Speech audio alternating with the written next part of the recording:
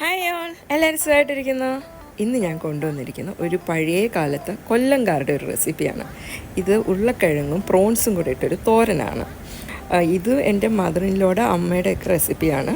പഴയ ആൾക്കാരുടെയൊക്കെ റെസിപ്പിയാണ് ഇപ്പോൾ എല്ലാവർക്കും ഇഷ്ടപ്പെടുന്നത്. അപ്പോൾ ഇത് ഭയങ്കര രുചിയുള്ളൊരു റെസിപ്പിയാണ്. കാരണം ഞാൻ കഴിഞ്ഞ ദിവസം വെജിറ്റബിൾ സ്റ്റൂ ഇട്ടപ്പോൾ അമ്മയുടെ ഫാമിലിയിലുള്ളവരെല്ലാം ചോദിച്ചു എന്തുകൊണ്ട് ഇത് ഇട്ടില്ല, ഇതാണ് ഏറ്റവും ഹിറ്റ് റെസിപ്പി അമ്മയുടെ. അപ്പോൾ ഞാൻ വെച്ച് എന്നാൽ ഇതും കൂടെ ഇടാം എന്ന് വെച്ച് ഞാനിങ്ങനെ ഈ വീഡിയോ നിങ്ങൾക്ക് വേണ്ടി ചെയ്യുകയാണ്. അങ്ങനെ ആദ്യം നമ്മൾ കുറച്ച് ചെറിയ ഉരുളക്കിഴങ്ങ് എടുത്താൽ മതി.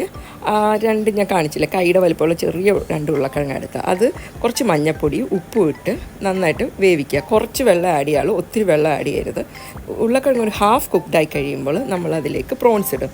കാരണം പ്രോൺസിൽ നിന്ന് വെള്ളം പിന്നീട് ഇറങ്ങും. അതുകൊണ്ട് പ്രോൺസ് ഇടുമ്പോൾ വെള്ളം ഒട്ടും ഉരുളക്കിഴങ്ങിൽ കാണരുത്. അത് കഴിഞ്ഞ് പ്രോൺസ് നമുക്കിങ്ങനെ ഇളക്കിയിട്ട് അടച്ചു വയ്ക്കുക. അടച്ചൊരു 5 മിനിറ്റ് വയ്ക്കുക. അതിൻ്റെ ഉള്ളിൽ നമുക്ക് ഇതിൻ്റെ ഒരു ഇതുണ്ട്, തേങ്ങാപ്പീര ഒരു അരപ്പുണ്ട്. തേങ്ങാപ്പീര, കുറച്ച് ഇഞ്ചിയുടെ കഷ്ണവും, പിന്നെ ഒരു 10 ചെറിയുള്ളിയും, പിന്നെ പെരിഞ്ചീരകമാണ് ചേർത്ത്, പിന്നെ പച്ചമുളകും. അതും ഇട്ട് ചതച്ചെടുത്താൽ മതി. ഈ മിക്സിയിലിടേണ്ട, ചോപ്പറിലിട്ട് ചതച്ചെടുത്താൽ മതി. പിന്നെ നമ്മൾ ഇടയ്ക്കൊന്ന് ചെക്ക് ചെയ്യണം വെള്ളം ഇറങ്ങിയോന്ന്. അങ്ങനെ പ്രോൺസിൻ്റെ വെള്ളം ഇറങ്ങിയതിന് ശേഷം കുറച്ച് കറിവേപ്പില ഇടുക.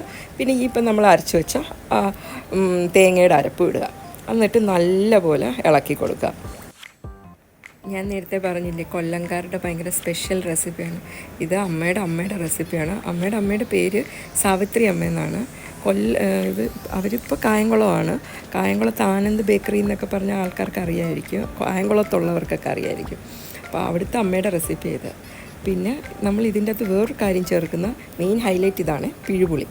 ആ പിഴുപുളി നമ്മൾ നല്ലപോലെ പിഴിഞ്ഞ് എടുക്കുക, അതിൻ്റെ സത്ത്.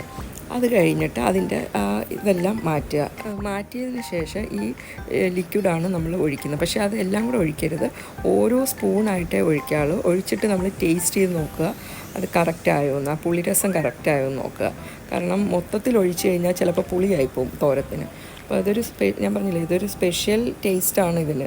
പക്ഷേ നിങ്ങൾ കഴിച്ചു നോക്കണം, ഭയങ്കര രുചി. ഈ ഒരു ഇത് മതി, പ്രോൺസും ഉരുളക്കിഴങ്ങും മസാല മതി. പണ്ട് അമ്മ ഉണ്ടാക്കുമ്പോൾ ഇതൊരെണ്ണം മതി ചോറിന്, അത്ര ടേസ്റ്റ്. പക്ഷേ ഡൈനിങ് ടേബിൾ മൊത്തം ഫുഡായിരിക്കും അവിടെ ഞങ്ങൾക്ക് കൊല്ലത്ത്. അതൊക്കെ ഒരു കാലമായിരുന്നു, പക്ഷേ ഇപ്പോൾ ഓർമ്മകൾ മാത്രമേ ഉള്ളൂ.